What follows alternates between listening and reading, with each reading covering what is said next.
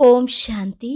19 अक्टूबर 2022 के ईश्वरीय महावाक्य। पहले सुनते हैं मुरली के मुख्य पॉइंट्स। बाबा ने कहा, यहाँ मनुष्य मात्र सब आसुरी मत पर एक दो को दुख ही देते हैं और मैं सबके एवज में सबसे जास्ती सुख देता हूँ, क्योंकि सुख दाता एक मैं ही हूँ। यहाँ शोक वाटिका में तो अनेक प्रकार के घुटके हैं। बाप आकर इन सब घुटकों से छुड़ाते हैं और नई दुनिया में ले जाते हैं। तुम्हारी है बुद्धि योग की यात्रा, लेकिन आत्मा के पंख टूटे हुए हैं, इसलिए उड़ नहीं सकती। तो मेहनत कर याद की यात्रा में जरूर रहना है। इस याद की यात्रा से तुम्हारे लिए पुल बन रही है, जिस पुल से तुम विषय वैतरणी नदी पार हो जाते हो। अभी बाप के सामने प्रतिज्ञा करो कि हम कभी विकार में नहीं जाएंगे। अगर प्रतिज्ञा कर फिर भूल की तो बाप का राइट हैंड धर्मराज भी बैठा है। धर्मराज माफ नहीं करेगा। श्रीमत पर चल, वह विकारी हथियाला कैंसिल कर परमात्मा के साथ सबकी सगाई करानी है। अभी बाप कहते हैं, तुम ज्ञान चिता पर बैठो तो गोरे बनेंगे, फिर काम चिता पर बैठ काला मुंह क्यों करते हो। और लास्ट में बाबा ने कहा, बच्चे इस समय तुम्हारी माया के साथ युद्ध है। इस युद्ध के मैदान में कभी हार नहीं खानी, बहुत बहुत सावधान रहना है, माया के घुस्से नहीं खाने। और अब सुनते हैं महावाक्यों को विस्तार से। मुरली का सार। मीठे बच्चे, बाप आए हैं तुम्हें सब घुटकों से छुड़ाने। तुम अभी इस शोक वाटिका से अशोक वाटिका में चलते हो, इस विषय वैतरणी नदी से पार जाते हो। प्रश्न, याद में बैठते समय किस बात का विघ्न नहीं पड़ता और किस बात का विघ्न पड़ता है? उत्तर, याद में बैठने के समय किसी भी आवाज का या शोरगुल का विघ्न नहीं पड़ता, वह ज्ञान में पड़ता है। लेकिन याद में माया का विघ्न जरूर पड़ता है। माया याद के समय ही विघ्न डालती है, अनेक प्रकार के संकल्प विकल्प ले आती है। इसलिए बाबा कहते हैं, बच्चे सावधान रहो, माया का घुसा मत खाओ।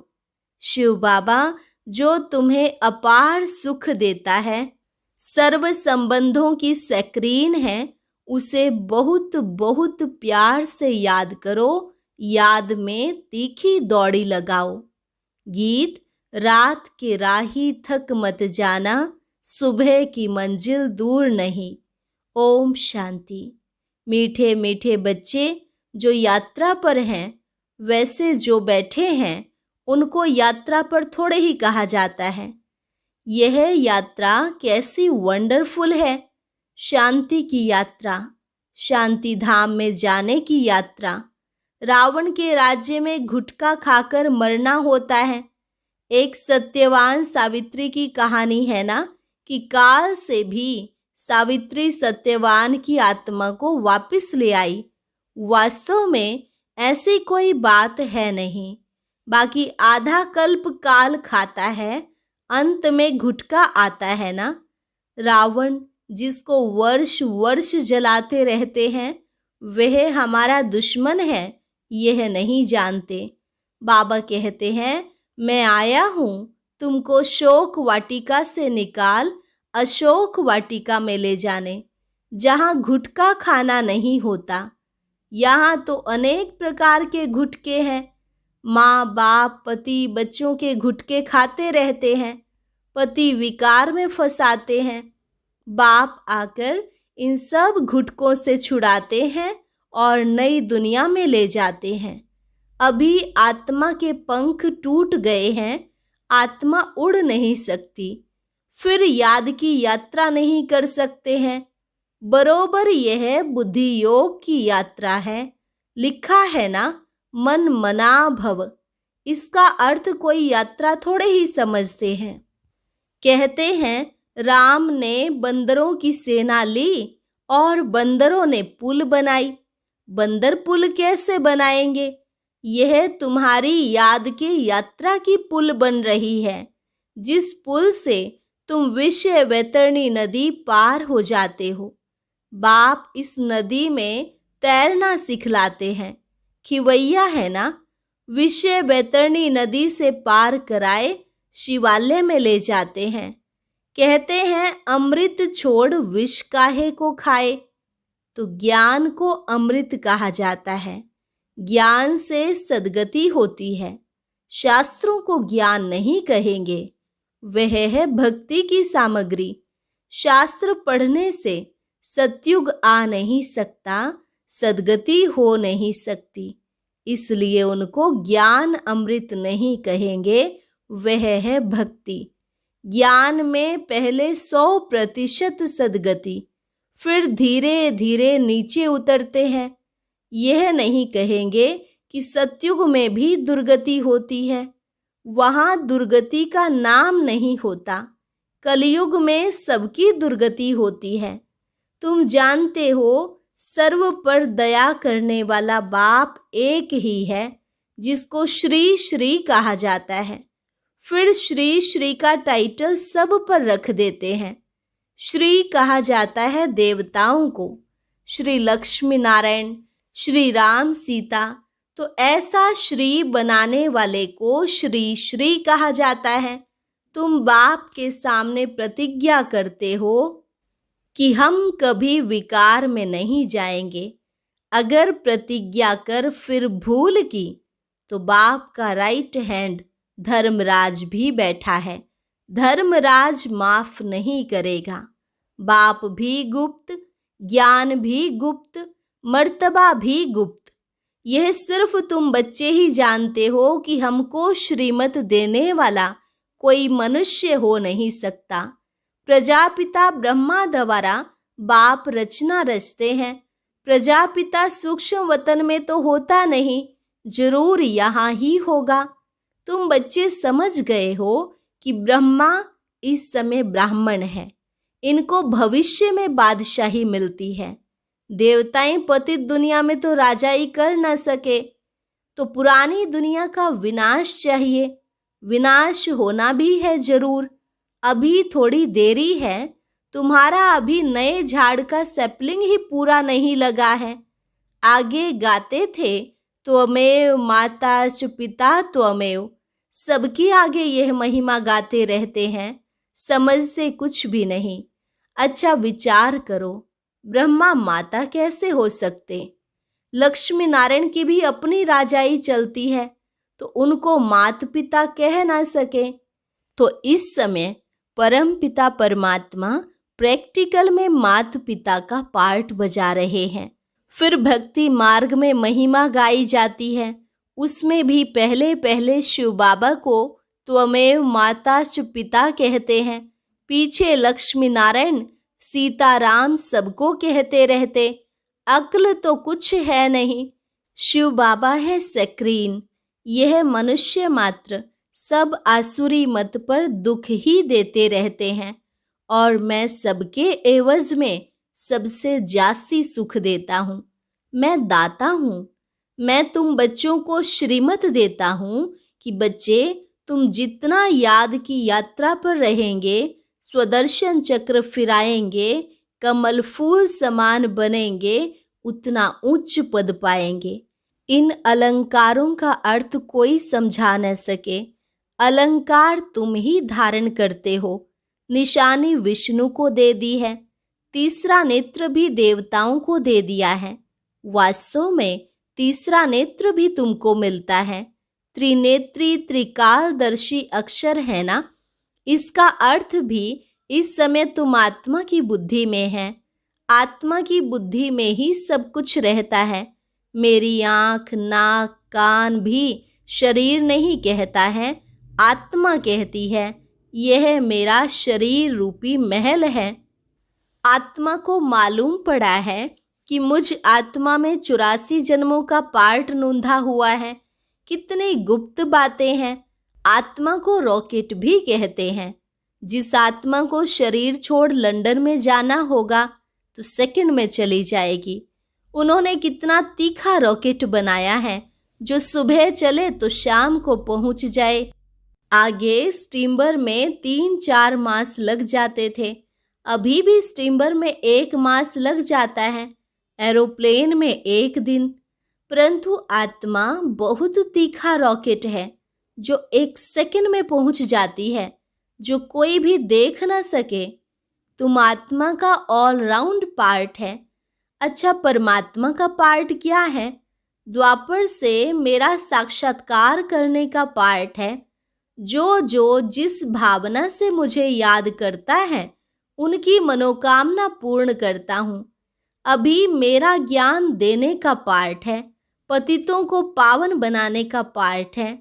तुमको मास्टर नॉलेजफुल गॉड के बच्चे मास्टर गॉड बनाता हूँ। जिन्होंने कल्प पहले पुरुषार्थ किया था वही करेंगे।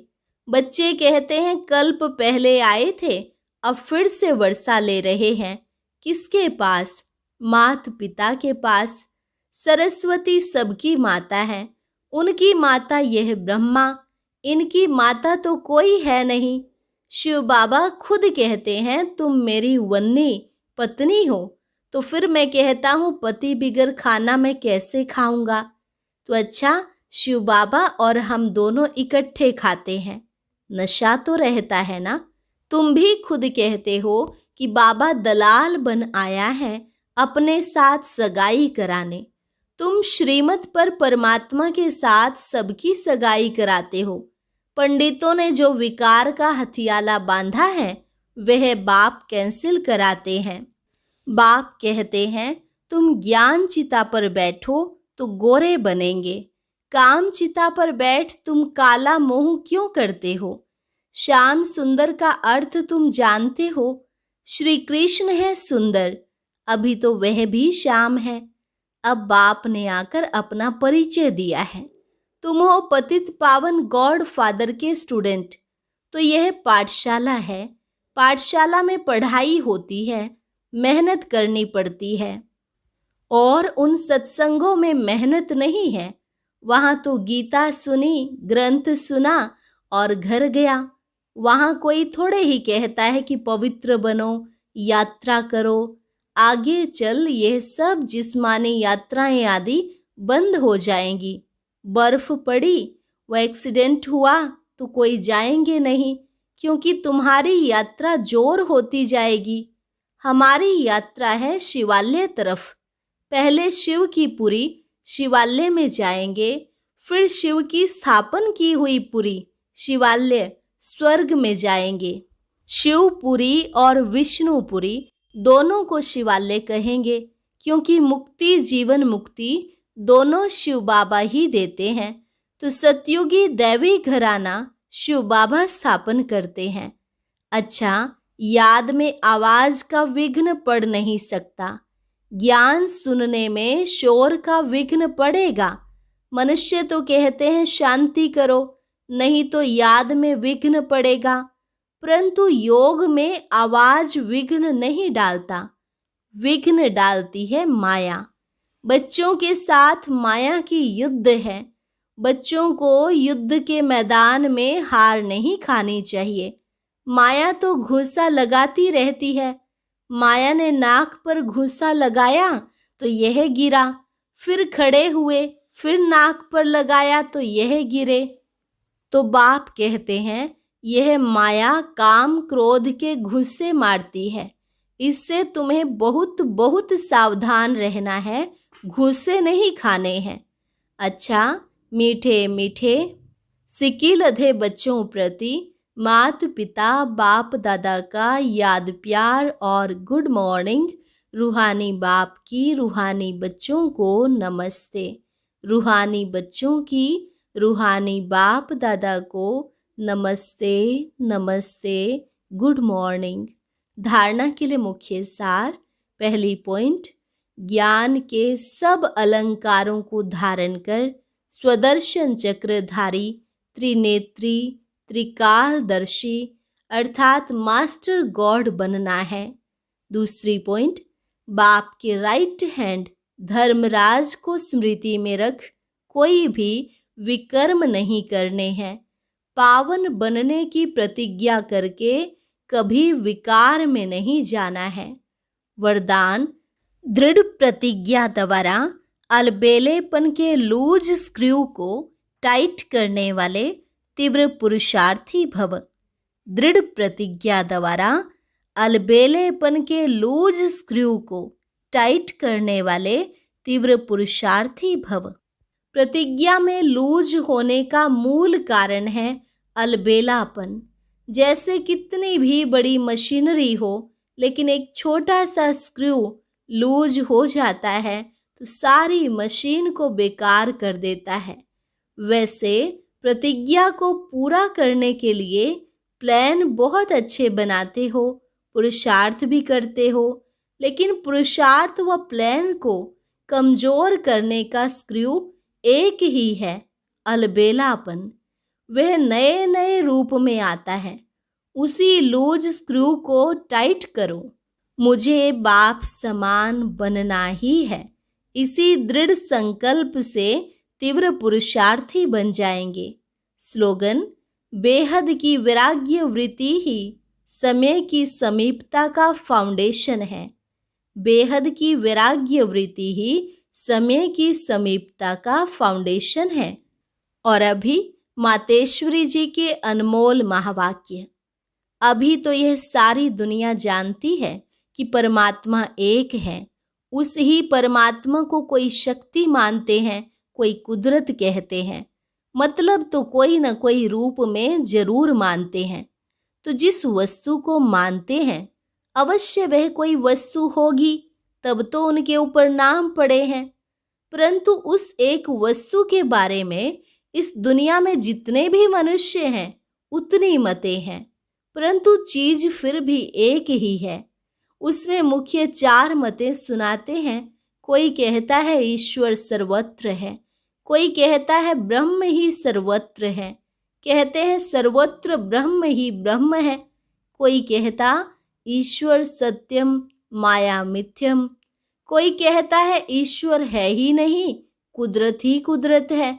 वो फिर ईश्वर को नहीं मानते। अब यह है इतनी मतें। वो तो समझते हैं जगत प्रकृति है, बाकी कुछ है नहीं। अब देखो जगत को मानते हैं, परंतु जिस परमात्मा ने जगत रचा उस जगत के मालिक को नहीं मानते। दुनिया में जितने अनेक मनुष्य, उन्हों की इतनी मतें। आखिरीन भी इन सभी मतों का फैसला स्वयं परमात्मा आकर करता है। इस सारे जगत का निर्णय परमात्मा आकर करता है। अथवा जो सर्वोत्तम शक्तिवान होगा वही अपनी रचना का निर्णय विस्तार पूर्वक समझाएगा। वही हमें रचता का भी परिचय देते हैं और फिर अपनी रचना का भी परिचय देते हैं।